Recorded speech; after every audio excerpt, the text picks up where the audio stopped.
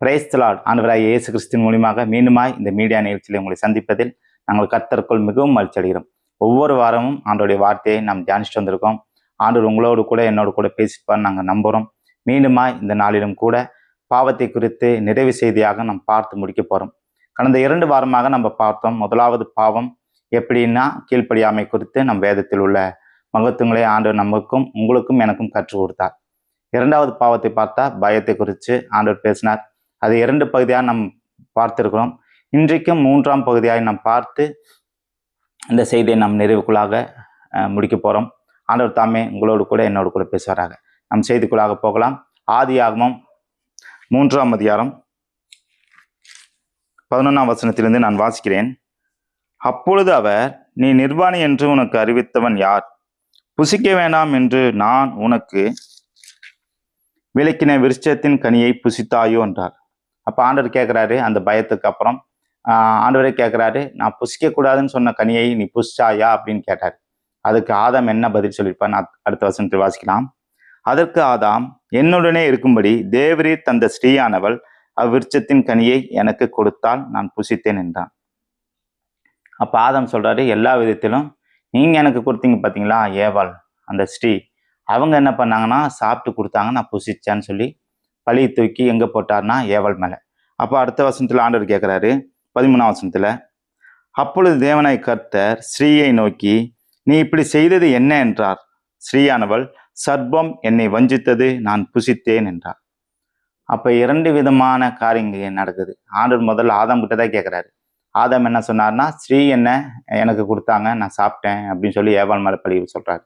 ஏவாள்கிட்ட கேட்டால் சர்ப்பம் என்ன ஏமாத்துச்சு, அதனால நான் புசிச்சிட்டேன் அப்படின்னு சொல்லி பழி தூக்கி சர்ப்பத்து மேலே போடுறாங்க. அப்போ இதில் ஆண்டவர் நம்மளுக்கு என்ன கற்றுக் கொடுக்குறாரு அப்படின்னா, எல்லா விதத்திலும் தான் செஞ்ச தவிர ஆதாம் உணராமல் எல்லா விதத்திலும் என்ன பண்ணாருன்னா பழி தூக்கி ஏவாள் மேலே போட்டாங்க. ஏவாள் என்ன பண்ணாங்கன்னா சர்ப்பத்து மேலே. இந்த எண்ணங்கள் நமக்குள்ளே இருக்குமானால் ஆண்டவர் எடுத்து போட சொல்கிறாரு. எல்லா விதத்திலும் நம்ம பாவம் செய்துட்டோம் அப்படின்னா எல்லா விதத்திலும் அந்த பாவத்தை குறித்து நம்ம டைரக்டாக ஆண்டவர்கிட்ட பேசுறதுக்கு உரிமை கொடுத்துருக்காரு. ஆனால் இங்கே ஆதாம் செஞ்சதான முதல் பாவம், இந்த 3வது பாவம் என்னன்னா பழியை தூக்கி அடுத்தவங்க மேலே போட்டது ஏவல்கிட்ட. ஒருவேளை ஆதாம் சொல்லியிருக்கலாம், ஆமாப்பா நீங்கள் சொன்னீங்க எல்லா விதத்திலும், நான் தோட்டத்தை காவல் காக்கல, நான் பயந்துட்டேன், உங்ககிட்ட சேர முடியல, அடுத்ததாக பார்த்தீங்கன்னா அந்த பழியை தூக்கி நான் இங்கே போட்டுட்டேன், இல்லை நான் தான் பாவம் செஞ்சேன் அப்படின்னு சொல்லி ஒருவேளை இப்படி நடந்திருந்தா நான் செஞ்சது தப்பு தான், நான் தான் தவறு பண்ணிட்டேன்னு சொல்லி ஆதாம் ஆண்டவர்கிட்ட போயிருந்தாருன்னா அந்த செகண்டே வேற மாதிரி ஆண்டவர் மாற்றிருப்பார்.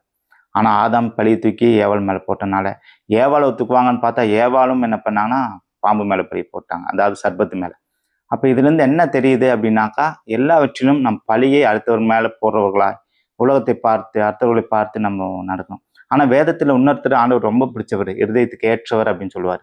அதுதான் தாவீது. தாவீதை குறித்து வாசிப்போமானால் அப்போஸ்தலர் எழுதின நிருபம் 13ஆம் அதிகாரம் 22ஆம் வசனத்தில் வாசிக்க முடியும்.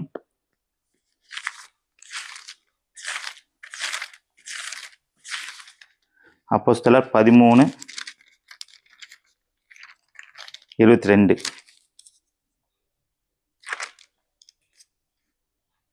பின்பு அவர் அவனை தள்ளி தாவீதை அவர்களுக்கு ராஜாவாக ஏற்படுத்தி, ஈசாயின் குமாரனாகிய தாவீதை என் இருதயத்துக்கு ஏற்றவனாக கண்டேன், எனக்கு சித்தமானவைகள் எல்லாம் அவன் செய்வான் என்று அவனை குறித்து சாட்சி கொடுத்தார்.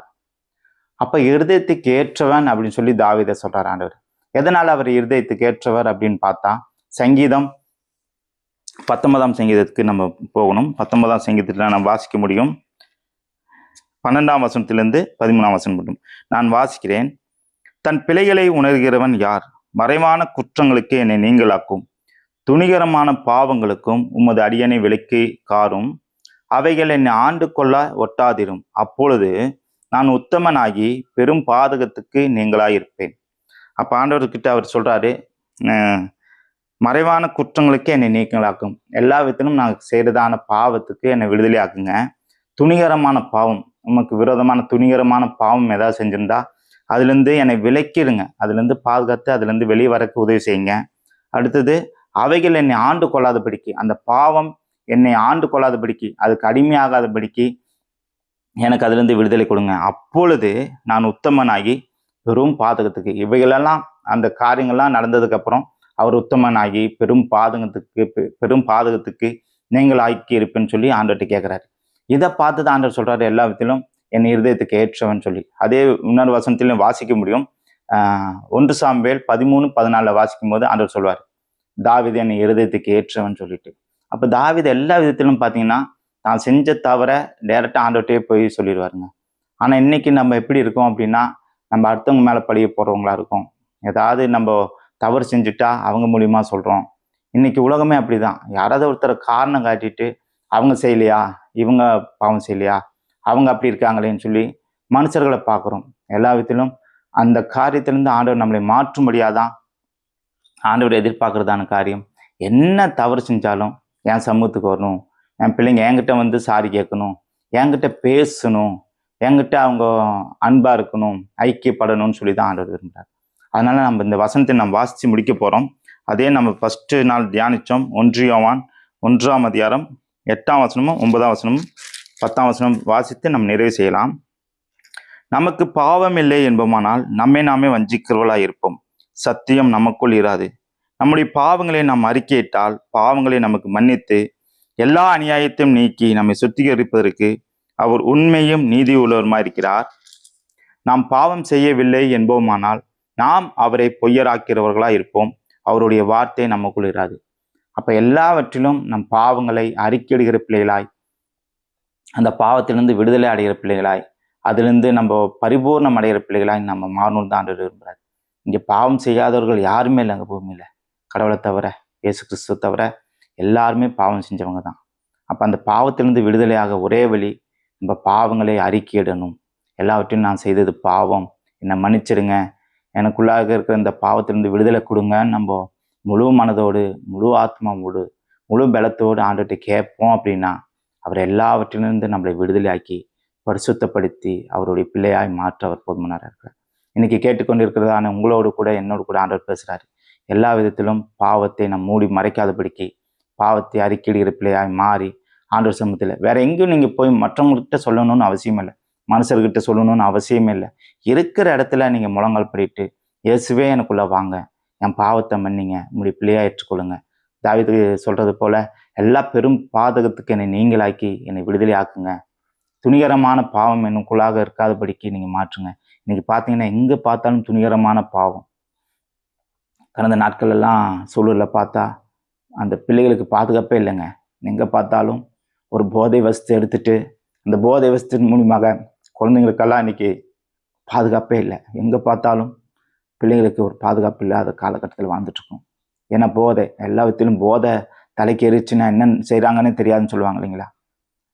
அந்த போதையினால அநேக குடும்பங்கள் சீரழிஞ்சிட்ருக்கு. இன்னைக்கு கேட்டுக்கொண்டு இருக்கிறதான உங்களோடு கூட ஆண்டவர் என்னோடு கூட பேசியிருக்காரு. எல்லா விதத்திலும் பாவத்தை நம்ம அறிக்கை செய்யணும், அதுலேருந்து விடுதலை அடைய கடவுள் உதவி செய்வாராக.